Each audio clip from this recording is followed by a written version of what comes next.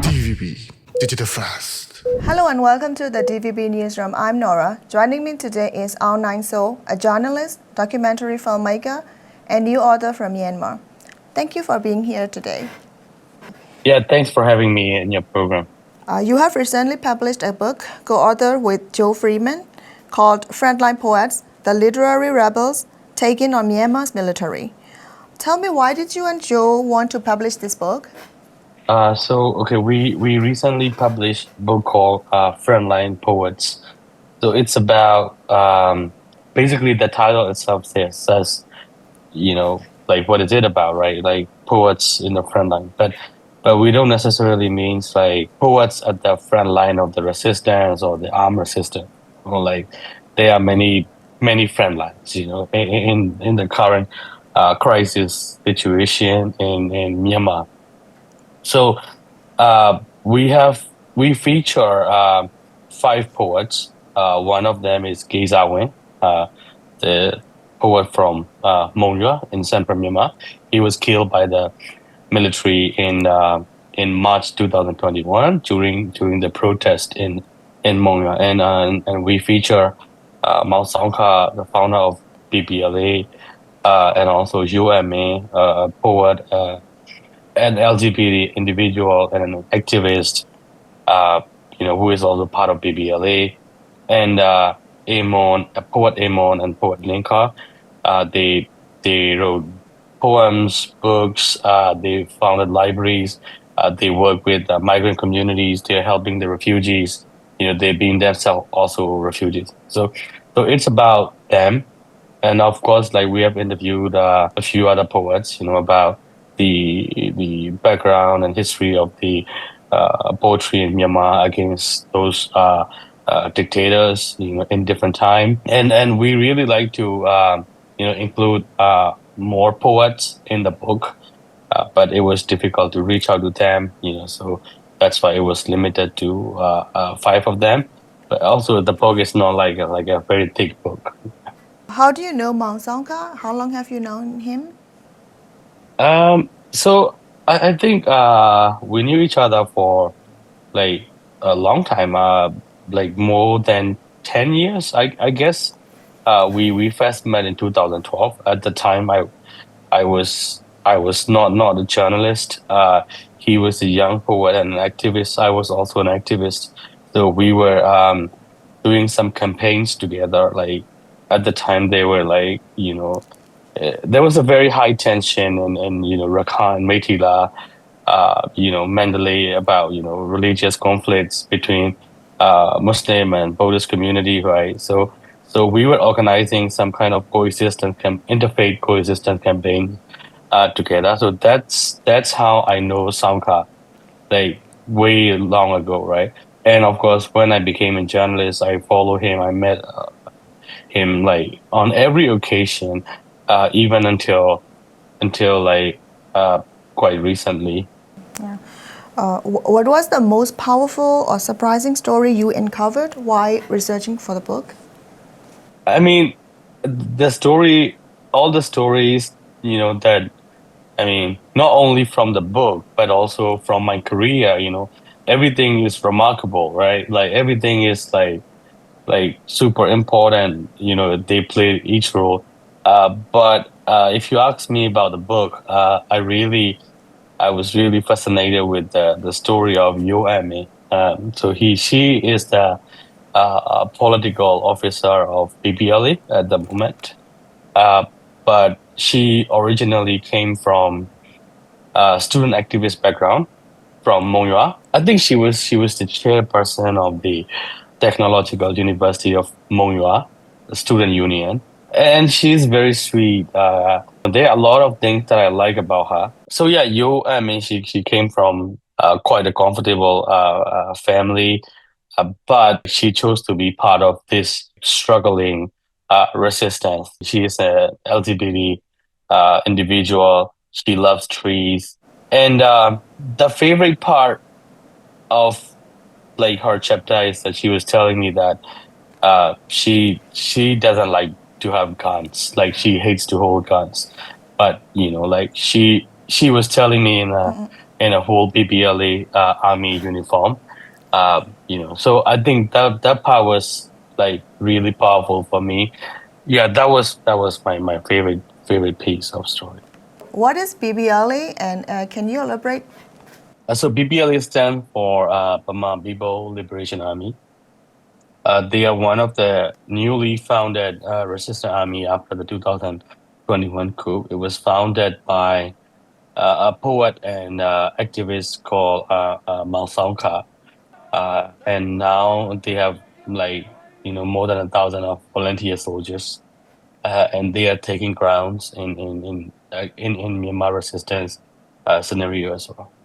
You're also a journalist and documentary filmmaker. Are you working on any films or stories at the moment based on Myanmar poets or Right. artists on the front line? There is a feature-length documentary film that I am working on. It's called "When a Poet Goes to War." So the title itself tells the story. Uh, like what is it about, right? So I feature a couple of poets, including Mao Sangka, Yuame. They were part of the book as well, and in the film there will be a few more young people and other poets too. So it's about basically it's a story of like poets in the resistance, against the army. They were pushed to be, holding guns. They just like to chill and take it easy in their life. But in Myanmar, poets are always, they have to take frontline positions. Whenever we have that kind of struggles, and also it's about like young people, like who are sacrificing their lives. For example, poets like Mao Sangka, he is not like a Gen Z. He's a 90s kid like us, right? Like we are approximately in the same age. So he's 33 or 34.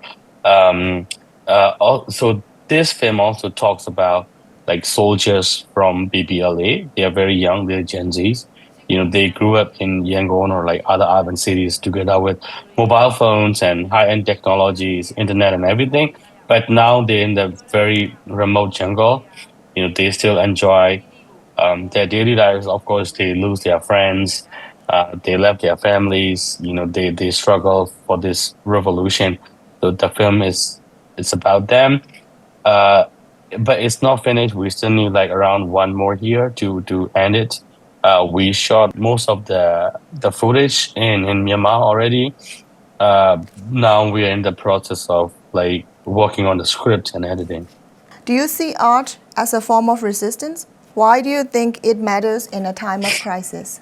Yeah, I agree that art is a form of resistance, especially in the case of Myanmar, because this country is full of crisis, and people are tired. They are always struggling. Artists always try to like stimulate the society, right, in terms of emotion that later leads to doing something like an action. Art is really important, and it's a form of resistance. It gives feeling, emotion to the people, and then it allows us to like gather to do something actionable, and then hopefully it will bring some change.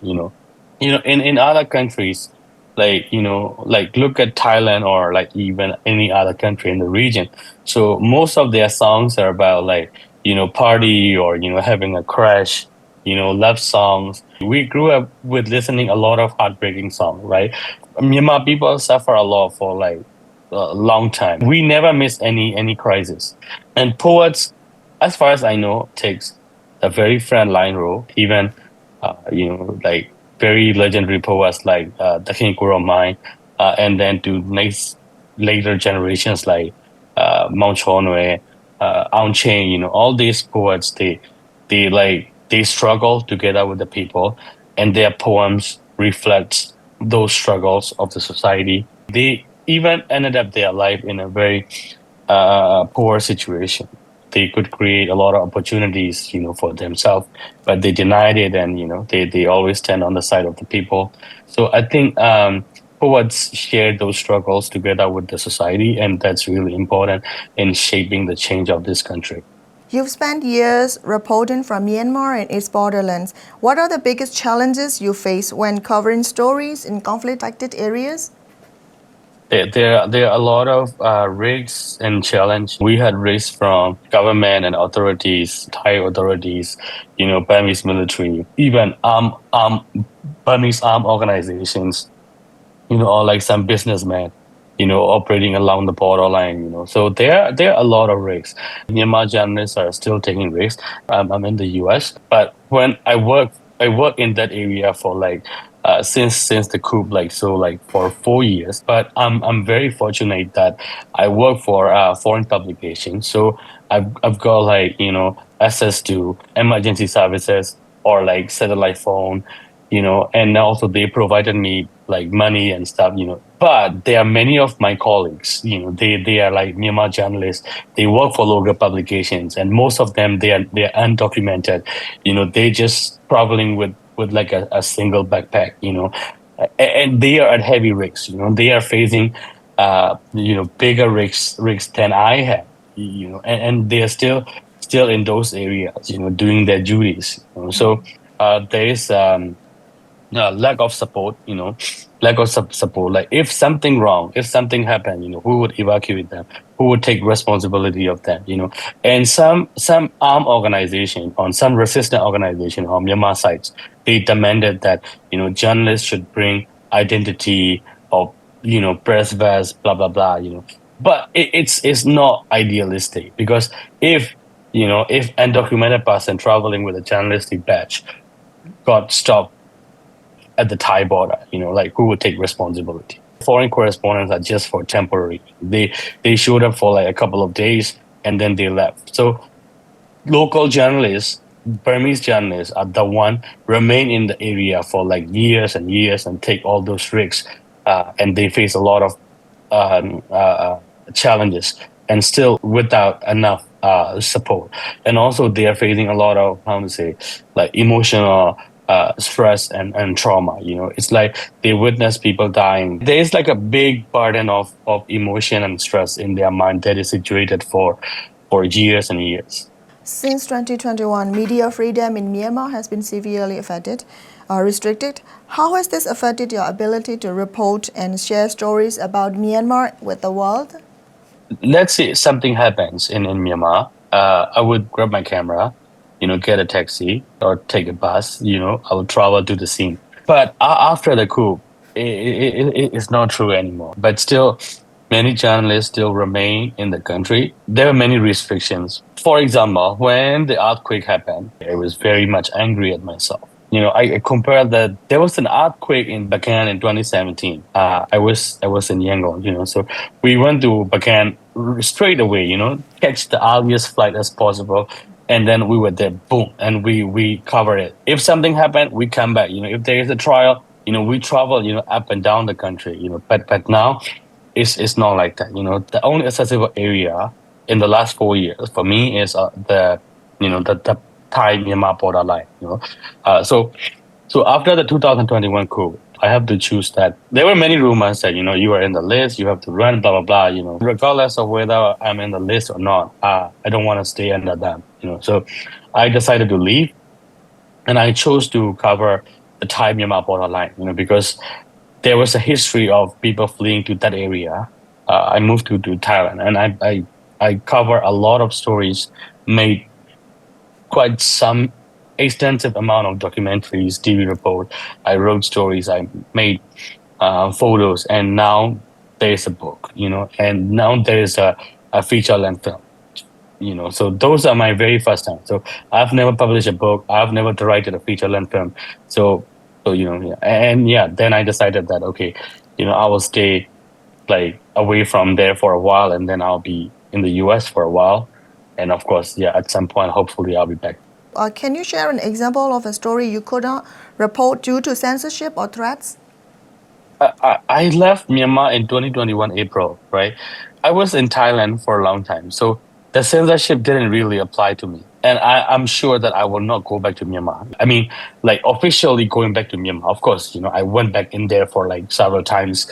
So the threats from the Myanmar military doesn't really imply on my professional works. But, of course, they threaten many of my colleagues, many journalists, inside the country.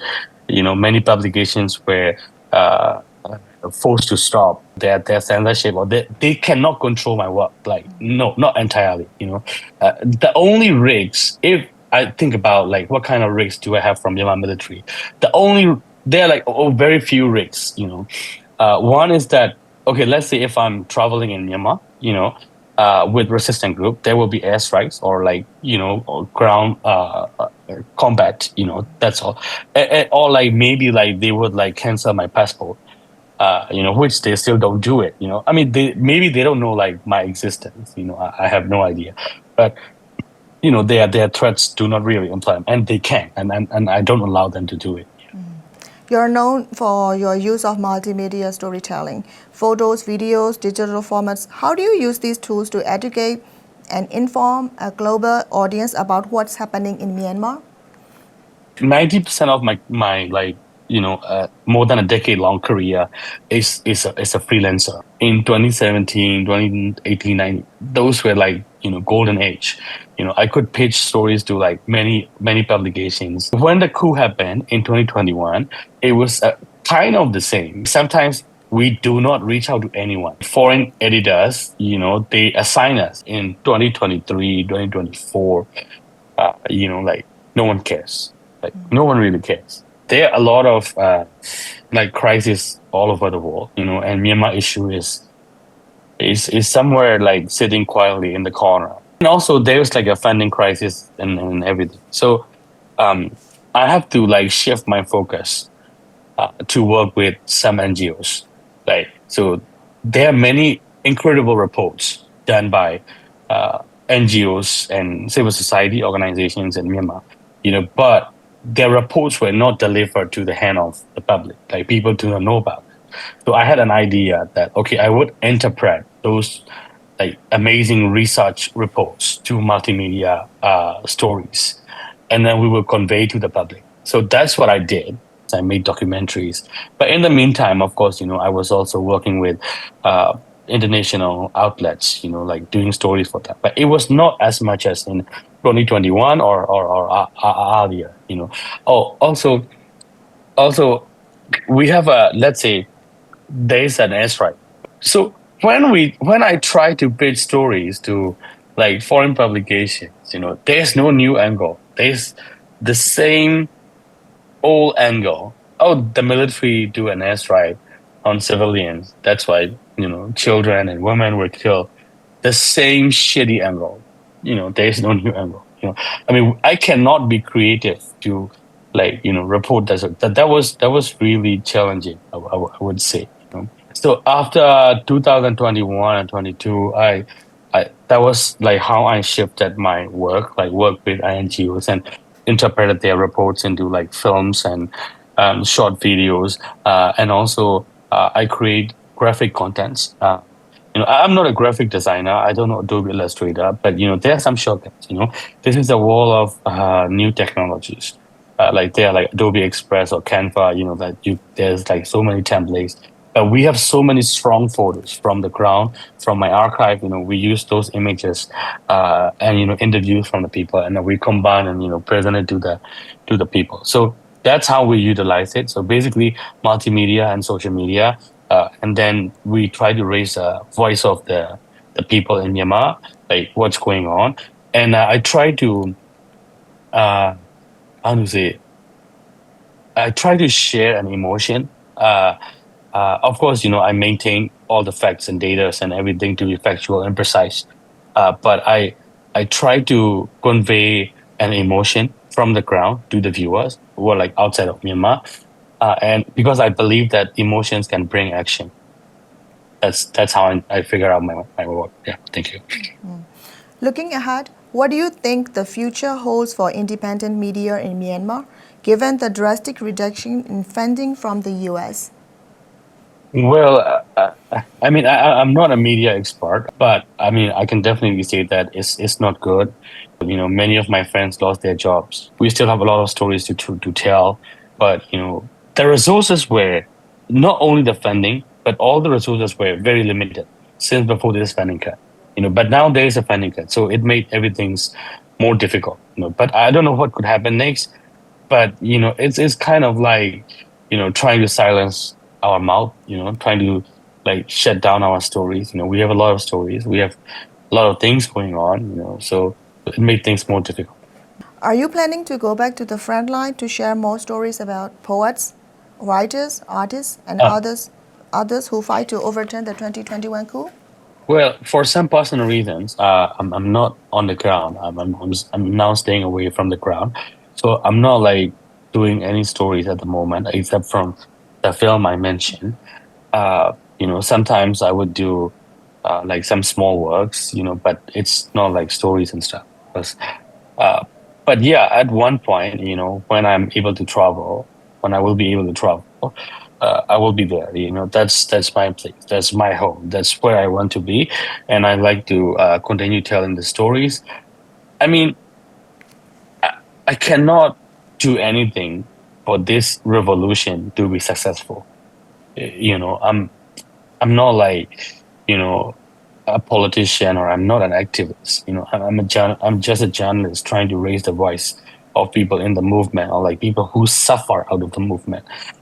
So I cannot do anything for the revolution, but I love people in the movement. They are like my friends. I mean, even like I interviewed them for like 2 or 3 times. I love them. I believe in them. Like they are from the very grassroots layer of the whole movement. So I want to see them again. I want to be with them again. So I'll be there. Yeah. Before we wrap up, is there a message you would like to share? Well, so this is for DVB English, right? So it's for international audience who are interested and care about Myanmar. So please continue your support for Myanmar. Like please continue your support to Myanmar journalists, Myanmar activists. Even including DVB, any other organizations like DVB. So please continue your support to Myanmar. I mean, support doesn't mean like only financial support. Like it's hard to like do financial support. I understand. So it's like you can keep messaging your Burmese friend. You can just like share the story of like someone from Burma. You can um, like write a story on Myanmar. Or like you read a story from Myanmar and you share it later. Like there are many things that you can support, like regardless of big or small, but just continue doing that. We will never forget, and we will always be grateful for whatever you are like supporting and helping us. Thank you. Thank you so much for your time. Okay. Thank you. Thank you so much for your time as well. Yeah.